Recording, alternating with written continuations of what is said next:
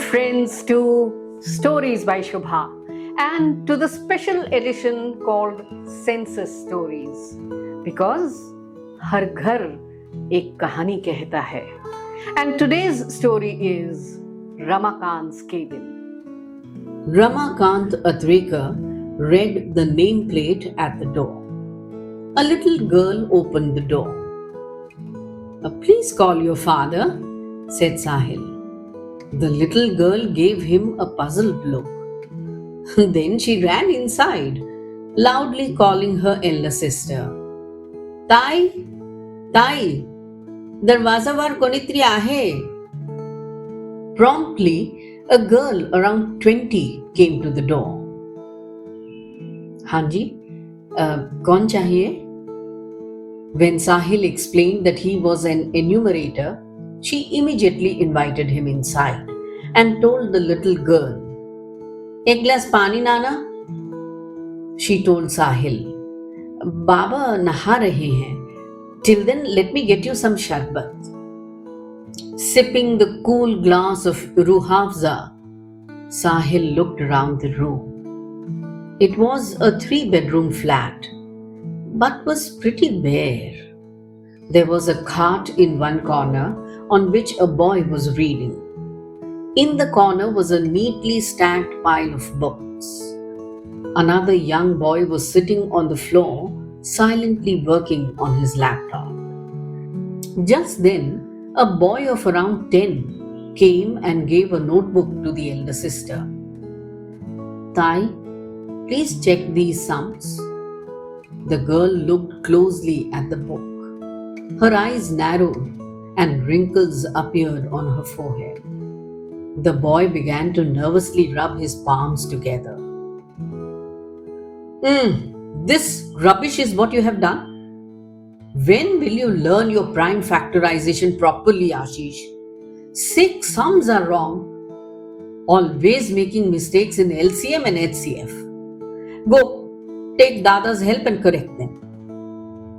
The boy went inside quite scared, and Sahil heard him telling someone, Dada, please help me. Tai will punish me if I don't get these sums right." Just then, the pressure cooker whistled, and Tai excused herself. The boy on the floor was now joined by the little girl who had initially opened the door. He smiled, pulled her cheeks, and most affectionately told her, "मी तुला computer शिकवेन बाळा. आप census department से आए हैं?" Sahil was a little startled, but he quickly got up to greet the gentleman he assumed must be Ramakanth Atrekar. "अरे, कृपया खाली बसा. Please sit down."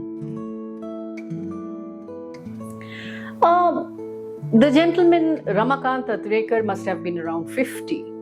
He was wearing a beige-colored shirt paired with dark brown trousers. He had medium height. He had a crew-cut hair, almost making him look like a policeman. As soon as he came in, the boy sitting on the floor immediately got up, went out, and brought back a pair of immaculately polished brown shoes. And with great respect, he kept those shoes at the feet of Ramakanth Atrekar. The elder sister Tai immediately brought in 2 steaming cups of tea and 2 plates of poha. Sahil opened his app and began asking questions. Question number 10 asked the total number of persons residing in the household. Ramakanth answered 12. Sahil looked up at Ramakanth, doubtful if he had heard correctly. 12? He instinctively looked at the house again. A hall, kitchen, and 3 bedrooms. 12 was a rather large number. Well, none of my business, thought Sahil. But the real shock for Sahil was reserved at question number 16, which asked how many married couples lived in the house. Ramakanth paused, smiled, and then nodded his head. 0 came the answer. Zero. Zero. Did I hear that correctly? 12 people living in this house and not a single married couple? What was Ramakanth Atrekar running here? Some kind of a PG or a hostel? But of course, that was not possible because these were government quarters given only to government employees. Ramakanth, however, only smiled and asked Shalini to get another cup of tea. साहेब, एक cup चहा घ्या. ही खूप मोठी गोष्ट आहे. I was 17 when I came to this mega city from a small village near Nashik. Famine had hit hard and we were all literally dying of hunger. So I was sent to the city to find some work. I had no education and no skill. All my life, I had just worked in the fields. It had never occurred to anyone in my family to send me to school. For about 3 days, Ramakanth simply roamed around the streets of the city. He had no idea how to look for work and where to look for work. Unfortunately, then on the 4th night, the police got him and he was bundled off to a children's home. The children's home was a horrible place, dirty, shabby, full of rogues. And Ramakanth was subjected to every kind of torture. Physical beatings, sexual torture, people snatching away his food and running off. And he even saw men who were definitely above 18 living there most comfortably. He was subjected to extreme kind of torture. He had never imagined people in the city could be so cruel. There was no one to protect because the rector himself was involved in all illegal activities, drugs, sex racket, boys being trained to become robbers, everything terrible that you could think of. Living there was a nightmare. One night I climbed over the fence and just ran and ran and ran. I don't know how many kilometers I must have run that night. Early in the morning, I reached a posh area of the city with clean, wide roads and tall buildings. There was a tea stall at one corner. The aroma of fresh tea and muska bun filled my nostrils and engulfed my entire body. I was desperate for food. I knew if I begged, I will be pushed away. I just stood at one corner and hungrily watched everyone sipping tea and having muska buns. It was a cold and windy December morning, and my body had started to become numb. I had begun to shiver from cold and hunger. One bearded gentleman, however, took pity on me and offered me a cup of tea and muska bun. I finished that scalding cup of tea in one gulp. It burned my throat and I began to cough madly. And yet I kept eating the muska bun. I tell you, Sahil bhau, मैंने उस दिन 5 cup चाय P थी and I had half a dozen muska buns. The tea stall had strangely quietened down because everyone was staring at me. A little later, that gentleman lovingly placed his hand on my shoulder and I just broke down badly. I cried thinking of my Baba, my little sister, and how hungry they must be, waiting each day for me to come back and bring some food. But here I was, trapped in this mad city, running in search of food myself, and trying to escape from the cruelty of people who I didn't know and whom I had never hurt in any which way. Ramakanth had no idea that the bearded gentleman was in fact the well-known Dr. Shivendra Yadav. He was a writer, a social activist, and also a Padma Shri awardee. He listened to Ramakanth's story with complete attention. The professor took me to a place that had lot of tables and chairs. The walls were all colored, and many people were sitting there drinking and eating. I observed that everyone showed immense respect towards the gentleman, and many young boys and girls even touched his feet. Pankaj Bhaiya, the canteen owner, hired me the moment Yadav sir told him my story. मन लगाकर काम करना बेटा, said the professor as he left. I worked very hard. I would get up at 4 o'clock, clean the college canteen, wash utensils, boil milk, get eggs and loaves of bread, and then chop vegetables. By 7, we would be ready to serve the students. And then after a month, I received the first salary of my life. With Yadav sir's guidance, I got into a bus to visit my village for a week.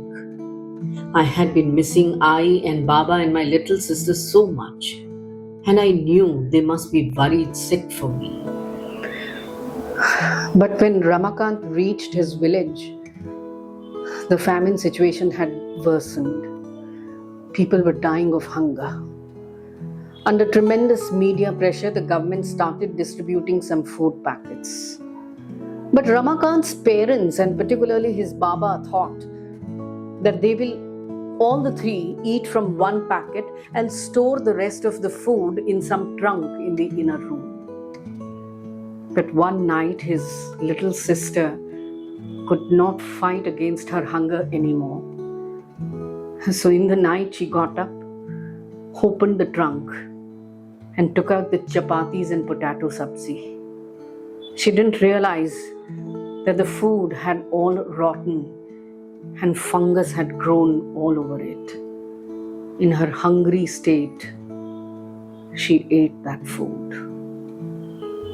One late night, Ramakanth's little sister couldn't control her hunger any longer. So she crept up to the trunk and took out the stored food packet. Little did she know that the food inside had rotted and fungus had covered it completely. She hungrily ate the chapatis and the potato sabji. Next morning, she began to vomit severely. The parents carried her to the primary health center, but there were no doctors or nurses available. The poison of the rotten food spread through her body, and by noon, she died. Ramakanth was inconsolable.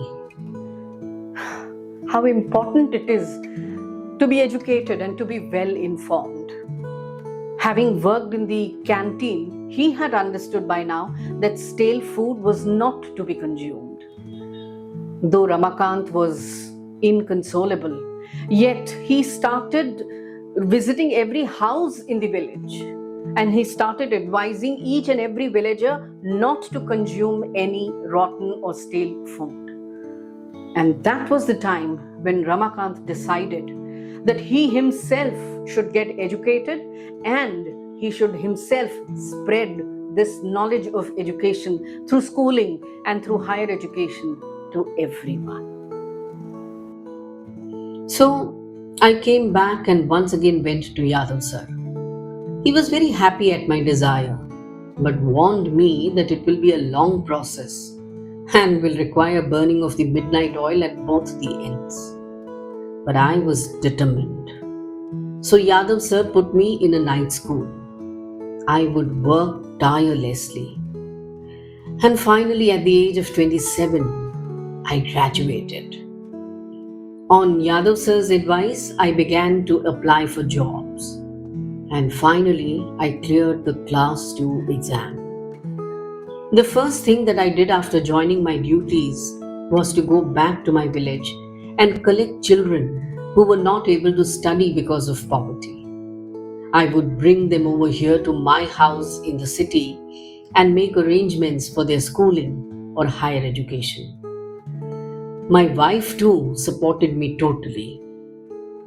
But sadly, 5 years back, I lost her. But I have continued to bring children here to help them study. I know I can't offer them fancy foods and take them to restaurants or get them expensive clothes and accessories from the mega malls. But I do give them a home, ample food, and of course, the much needed education. So far, 48 kids have lived in my house for various periods and completed their education. Even right now, we have 10 children at various levels of their study. Most of them work part time to support their families back home. This, this Vinod here, he learns animation and does so many freelance projects also. Then, of course, there is Ashish in the 6th standard. So, Hasini, that little one who opened the door for you, she's my cousin's daughter. Prabhu is doing his MBA and Vikas is studying in the nursing college. In fact, two daughters of the Sarpanch of our village, they are pursuing their masters in social welfare and psychology. Lekin Sahil Babu, you have to meet Ajit. He is a promising young wicketkeeper batsman. These days, of course, he's in Ranchi. And can you believe it? He's playing in the Ranji Trophy. Rahul and Rachna, they are in the 12th standard. I brought them here, Sahil Bhau, because their father was a farmer. But he committed suicide last year because the loan sharks were harassing him endlessly. भूख क्या होती है साहिल भाव? I don't want these children to ever experience in their lives. But I really want them to work hard, educate themselves, and then lead the fight against hunger and ignorance. I want them to learn the value of humanity, not get into a mad race to earn money, but to fight against injustice, against poverty. I just try, Sahil Bhau. बाकी आगे तो भगवान की इच्छा है. Census counts people, puts on record the condition of their houses, the amenities that they possess. But it singularly fails to record the greatness of people like Ramakanth. I was very fortunate to get introduced to Ramakanth and his nobility through Sahil. He was a class 2 officer with the government and he could have lived a very luxurious life if he wanted to. But he didn't. But he chose to fight against darkness. He gave poor children a home, a quality of life that encouraged love, warmth, togetherness, and success through hard work.